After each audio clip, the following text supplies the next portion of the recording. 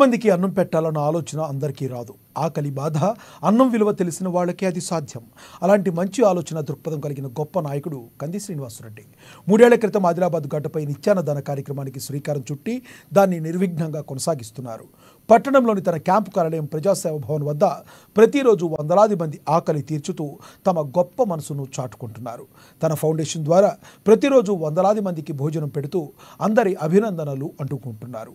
అక్కడ భోజనం చేసిన వాళ్ళంతా అన్నదాత సుఖీభవ అంటూ కంది శ్రీనివాసరెడ్డిని నిండు మనసుతో దీవిస్తున్నారు. ఆయన నిండు నూరేళ్లు చల్లగా ఉండాలంటూ తమ ఆశీర్వచనాలు అందిస్తున్నారు.